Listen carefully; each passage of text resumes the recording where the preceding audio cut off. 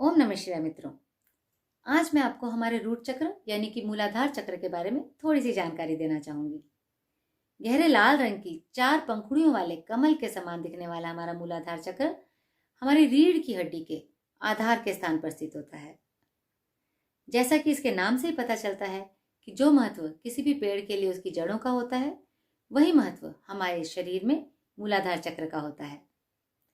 पूर्ण रूप से स्वस्थ होना यानी क्या? क्या सिर्फ शारीरिक रूप से पूर्णतः स्वस्थ होना?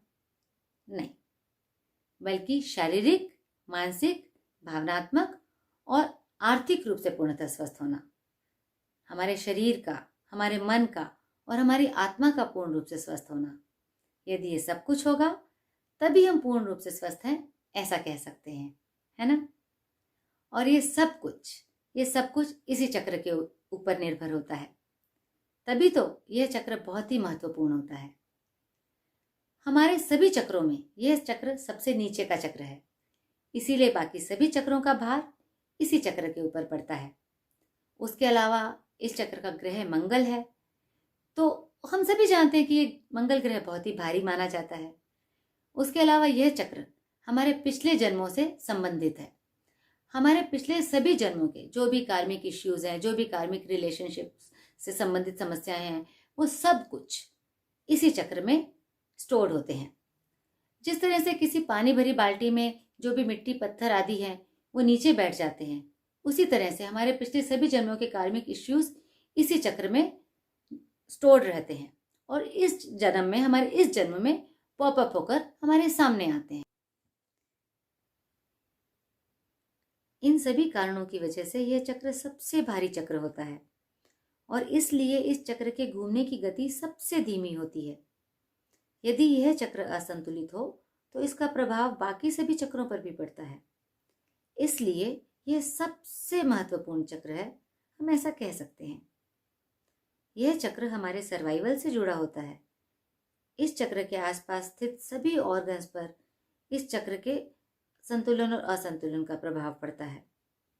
हमारी टांगें, घुटने, पैर, बड़ी आंत, खून, जो ब्लड सर्कुलेशन होता है वो, हड्डियां, स्पाइन, आंखें, ये सब इसी चक्र से संबंधित होते हैं। सभी जेनेटिक बीमारियों का संबंध भी इसी रूट चक्र से ही होता है। यह चक्र हमारे अनाहत चक्र, हमारे हार्ट चक्र से कनेक्टेड है। इसलिए खुशी और डर जैसी भावनाएं भी इसी चक्र से ही सामने आती हैं। इसके असंतुलन से डर लगना, डिप्रेशन होना, निर्णय लेने की क्षमता का कम होना, आलस, सुस्ती, इनसिक्योरिटी की भावना, आर्थिक तंगी, कॉन्स्टिपेशन, मोटापा, खून की कमी जैसी समस्याएं होती हैं। ऐसा कह सकते हैं कि मूलाधार चक्र हमारे लिए पिलर का काम करता है। ये कहना बिल्कुल गलत नहीं होगा। इसलिए हमें जब हमेशा चेक करते रहना चाहिए, हमें इसे संतुलित रखने का प्रयास करना चाहिए। जब हम माँ के गर्भ में होते हैं तब से लेकर 12 महीने यानी कि 1 वर्ष की उम्र तक यह चक्र निर्मित होता है। इस चक्र के देव हैं भगवान गणेश, यानी कि इसका मतलब हमें यदि हम गणेश मंत्र का उच्चारण करेंगे तो ज़रूर हमें इस चक्र को संतुलित रखने में मदद मिलेगी। यह चक्र पृथ्वी तत्व से जुड़ा होता है, इसलिए पृथ्वी तत्व को संतुलित रखकर हम अपने मूलाधार चक्र को भी संतुलित रख सकते हैं। इसके विषय में हम वैसे तो डिटेल में पिछले 5 तत्वों से संबंधित वीडियोस में जान ही चुके हैं कि हम अपने मूलाधार चक्र, हम अपने पृथ्वी तत्व को कैसे संतुलित रख सकते हैं। इस चक्र का बीज मंत्र है लम। इस चक्र पर ध्यान करके और हम यूनिवर्सल एनर्जी, ब्रह्मांडीय ऊर्जा और साथ में पृथ्वी की ऊर्जा का आवाहन करके हम लम बीज मंत्र का यदि उच्चारण करेंगे, जिस प्रकार से हम ओम बीज मंत्र का उच्चारण करते हैं, उसी प्रकार से यदि हम लम बीज मंत्र का उच्चारण करेंगे तब हमें बहुत लाभ मिलेगा और हमें बहुत अच्छा भी लगेगा। आप कोशिश करके देखिएगा। इसके लिए जो योगासन होते हैं उसमें होता है हठ योग और प्राणायाम में होता है कपालभाति। ये बहुत फायदेमंद होते हैं। रत्नों में होता है गार्नेट, रूबी, हेमेटाइट।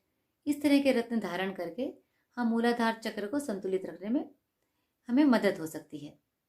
उसके अलावा कलर्स में होते हैं, जैसा कि हम सभी जानते हैं अब कि इस चक्र का रंग है लाल, तो लाल रंग के जो भी लाल रंग का जो भी आहार होता है, जैसे हम गाजर, टमाटर, अनार, इस तरह के फल सब्जियों का हम इस्तेमाल कर सकते हैं।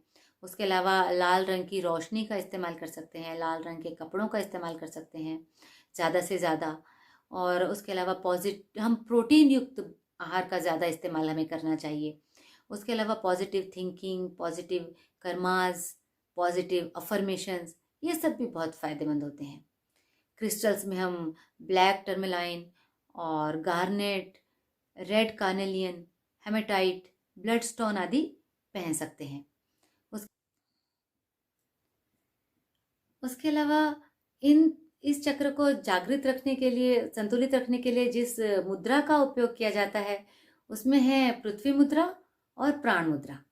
पृथ्वी मुद्रा के लिए हमें अपना अंगूठे की नोक और उसके अलावा हमारी ये अनामिका, यानी कि हमारी जो रिंग फिंगर है, हमारी इन दोनों उंगलियों की नोक को आपस में जोड़कर हम पृथ्वी मुद्रा बना सकते हैं। उसके अलावा प्राण मुद्रा, प्राण मुद्रा के लिए इसके साथ हमें अपनी कनिष्ठा यानी कि हमारी लिटिल फिंगर, हमारी रिंग फिंगर, हमारी लिटिल फिंगर और हमारा थंब, तीनों की नोक को हमें जोड़ना है। तो ये प्राण मुद्रा और पृथ्वी मुद्रा, ये दोनों मुद्राएं मूलाधार चक्र के लिए होती हैं। उसके अलावा एक्यूप्रेशर पॉइंट, यस, पैरों के नीचे का एक्यूप्रेशर पॉइंट तो हम यदि नंगे पैर जब चलते हैं, हम अपने पृथ्वी तत्व से खुद को जोड़ते हैं, तब वह अपने आप ही पॉइंट वो दब जाता है, वो वाला पॉइंट। उसके जो हाथ का पॉइंट है, हाथ में हमें ये देखिए अंगूठे के बिल्कुल सामने ही मिडल में इस जगह पर हमें प्रेस करना है। यहाँ पर हम दबाकर, इस एक्यूप्रेशर पॉइंट को दबाकर हम मूलाधार चक्र को जागृत रखने में मदद पा सकते हैं। ये तो थी थोड़ी सी जानकारी मूलाधार चक्र के बारे में। अगली बार हम जानेंगे स्वादिष्ठान चक्र के बारे में। आपको यह जानकारी यदि अच्छी लगती है तो आप ज़रूर लाइक कीजिए, शेयर कीजिए, कमेंट कीजिए, अपने जीवन में ज़रूर उतारिए, तभी आपको फ़ायदा होगा। आपने यदि मेरा चैनल अभी तक सब्सक्राइब नहीं किया है तो ज़रूर कीजिए। आपका बहुत बहुत बहुत धन्यवाद। आपको, आपके भीतर के शिव को मेरा प्रणाम। ओम नमः शिवाय।